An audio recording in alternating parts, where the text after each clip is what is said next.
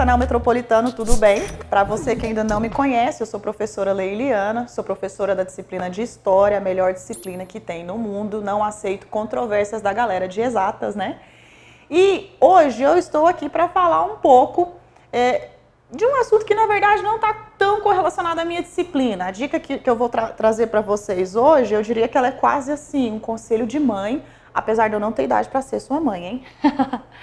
Então, muitas vezes o meu aluno chega e me pergunta, né, a gente começa a conversar um pouco sobre o que é que eu vou fazer da minha vida, né? Olha a minha pergunta aqui, o que eu faço da minha vida?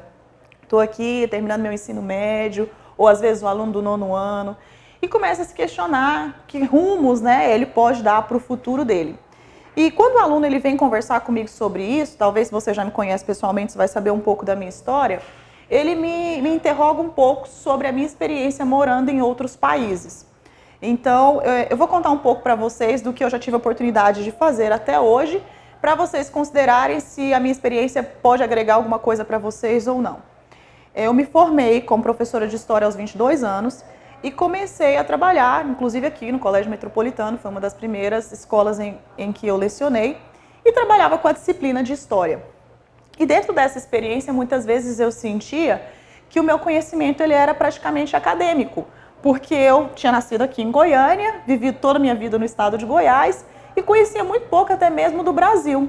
Então a minha visão do mundo, né, ela era totalmente vinculada àquilo que eu tinha lido, àquilo que eu tinha aprendido dentro da escola.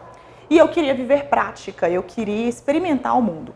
E foi assim que eu comecei, né, a pôr meu pezinho para fora. A minha primeira experiência de uma viagem internacional foi para a Europa, e lá em Amsterdã foi o primeiro país, né, que eu tive a oportunidade de ver fora do Brasil.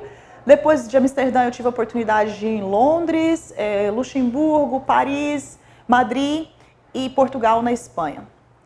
Quando eu voltei para o Brasil, essa viagem foi um mochilão de mais ou menos uns 40 dias, as pessoas me perguntavam como foi a experiência, né, o que a gente precisa para viajar. Uma das coisas que eu sempre recomendo aos meus alunos, o que eu faço da minha vida, viaje. Viaje para que você tenha a oportunidade de expandir o seu horizonte cultural. A minha disciplina, a História, ela diz que ela é o estudo do homem na construção das suas relações sociais no tempo e no espaço. Eu acredito que quando a gente viaja, a gente alarga a visão daquilo que é o tempo, daquilo que é o espaço e começa a se questionar em relação aos nossos valores, em relação àquilo que a gente tem por visão de mundo.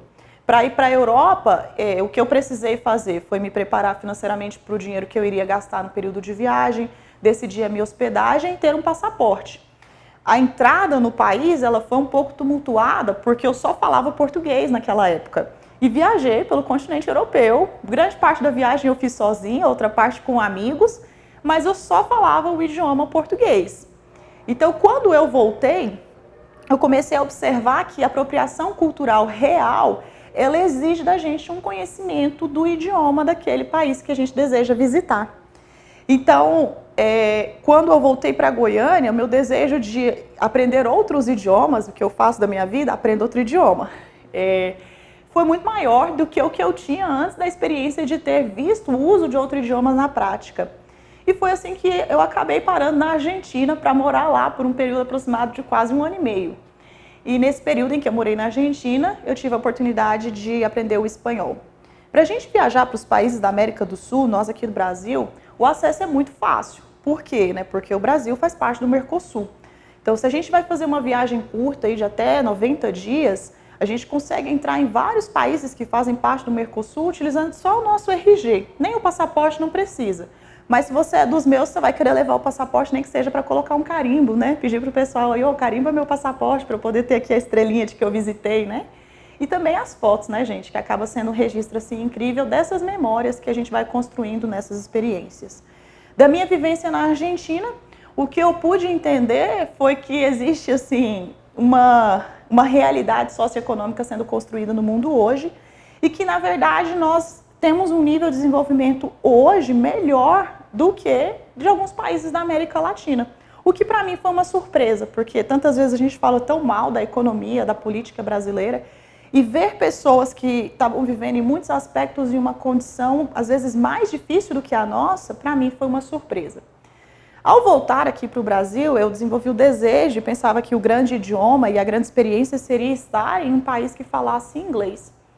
E foi assim, com o convite de uma amiga também, que eu acabei indo morar nos Estados Unidos. E o que eu preciso, né, caso eu queira ter a experiência de morar nos Estados Unidos? Bem, você precisa do seu passaporte, você precisa ter um visto.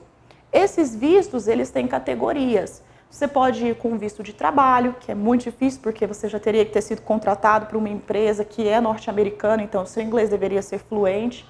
A maior parte dos adolescentes vão para um programa de estudos anuais, geralmente você vai fazer um curso de 6 meses a 1 ano, um curso de idioma, e aí nesse caso você vai com o seu visto na categoria de estudante, ou você pode ir com o visto de turista. O visto de turista geralmente ele é concedido por um período de 10 anos, mas as permanências são de 6 meses. Então você entra no território norte-americano, mas precisa sair em até 6 meses e pode voltar sempre que você desejar dentro do período que seu visto está válido. E o que eu não entendia antes de sair do Brasil e morar nos Estados Unidos é que o visto norte-americano ele é quase um estamento social, né? Lá que a gente fala das sociedades estamentais, a sua classe, o seu nível social, a qualidade de vida que você vai ter dentro dos Estados Unidos, ela está diretamente relacionada ao seu status como imigrante.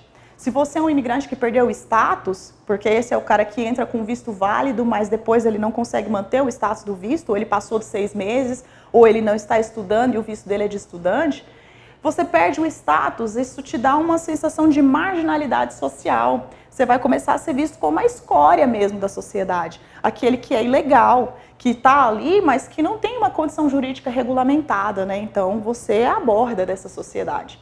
Como um estudante, o seu status social ele é um pouco melhor, porque você está ali legalmente, mas existem inúmeras limitações que eu jamais havia imaginado antes de ter a experiência de morar fora. Por exemplo, o visto de estudantes hoje nos Estados Unidos, pode ser que isso mude, porque as leis de imigração elas são mudadas e alteradas assim, muita frequência, especialmente agora, né, sobre a jurisprudência aí do presidente Trump.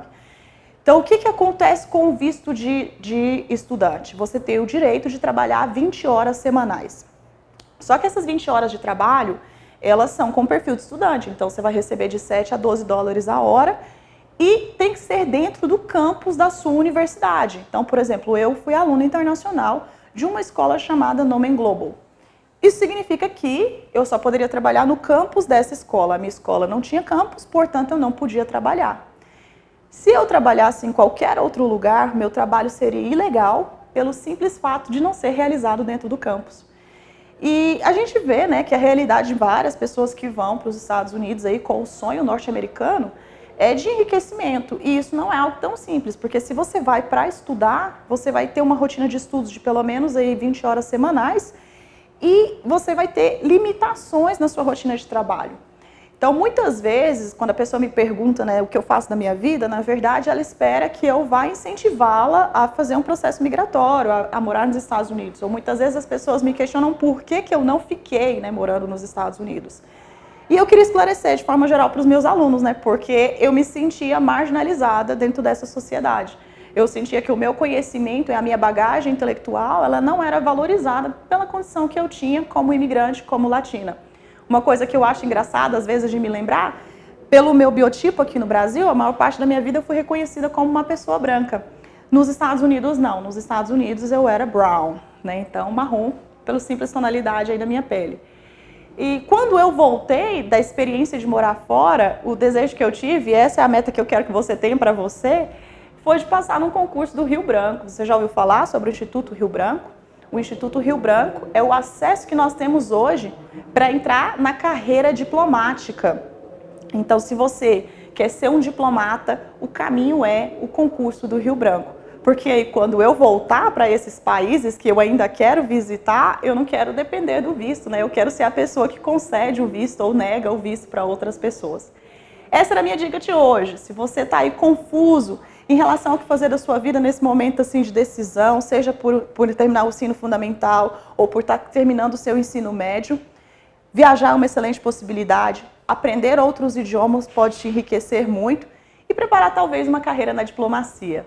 Então essa era a minha dica para hoje. Obrigada, galera. A gente se vê no próximo vídeo. Tchau, tchau.